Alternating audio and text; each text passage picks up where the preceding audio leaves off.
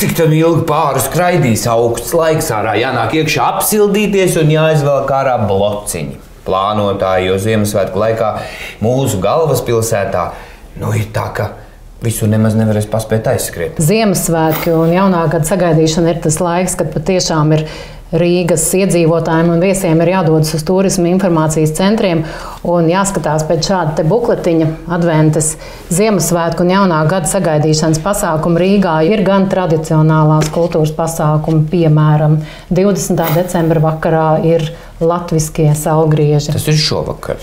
Jā. Kopā ar bērniem un mazuļiem, lielākiem, mazākiem, vajag doties uz VF kultūras pili, kurā būs gan 21. gan 22. decembrī būs izrādes bērniem un Ziemassvētku vecīti.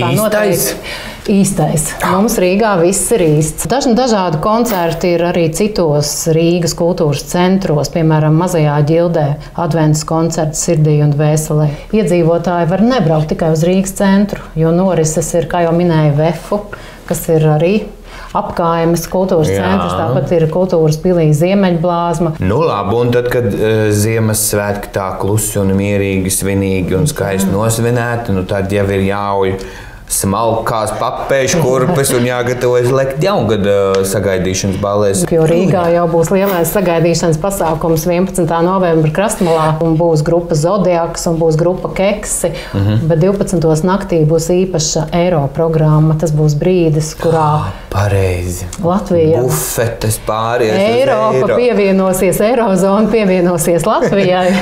Jā. Labi, es novēlu, lai priecīgi svētki, lai izdodās arī jums pašai apmeklēt kādu pasākumu.